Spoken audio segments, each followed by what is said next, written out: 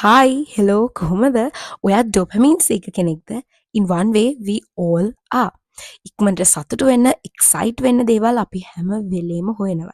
ඒකයි අපි උදේ ඉඳන් හවස් වෙනකන් TikTok එකේ උඩටයි පල්ලෙහාටයි ස්ක්‍රෝල් කරන්නේ. ඉතින් අද මම ඔයගොල්ලන්ට කියලා දෙන්න හදන්නේ ඒ විදිහේ හොඳ නැති ඩොපමින් සීක් කරන්නේ නැතුව healthy dopamine සීක් කරන ඩොපමින් මෙනු එකක් හදාගන්නේ කොහොමද කියලා. This golden concept is coming from Jessica McCabe in How to ADHD. ඔගොල්ලෝ ADHD කියලා කියන්නේ මොකද්ද කියලා දන්නේ නැත්නම් ඒ කියන්නේ attention deficit hyperactivity disorder. අපි හැමෝටම ADHD තියෙන්න ඕනේ නෑ මේ dopamine menu එක හදන්න. Just as a normal menu, dopamine menu එකේ කොටස් හතරක් තියෙනවා. Appetizers, sides, means and desserts.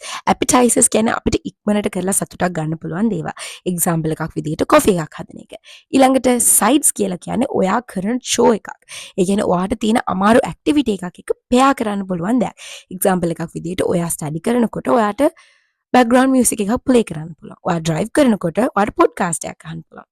Like that. ඊළඟට means ටිකක් වෙලා යන ලොකු අවධානයක් දෙන්න ඕනේ. හැබැයි අන්තිමටම වගේම කරගෙන යන ගමනොත් ඩෝපමින් ගොඩාක් දෙන දෙයක්. එක්සැම්පල් එකක් විදිහට hiking එකක් යන එක, trip එකක් යන එක,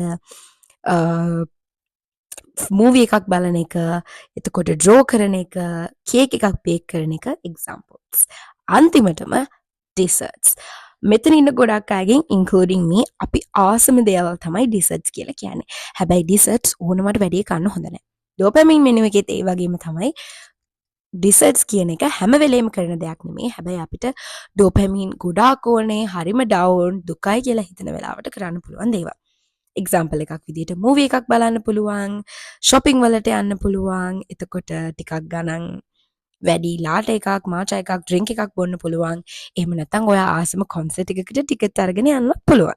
ඉතින් ඔන්නෝම තමයි ඩොපමින් මෙනු එකක් ක්‍රියේට් කරන්නේ. මං හිතනවා ඔයගොල්ලෝ මොන හරි ඉගෙන ගත්තා කියලා.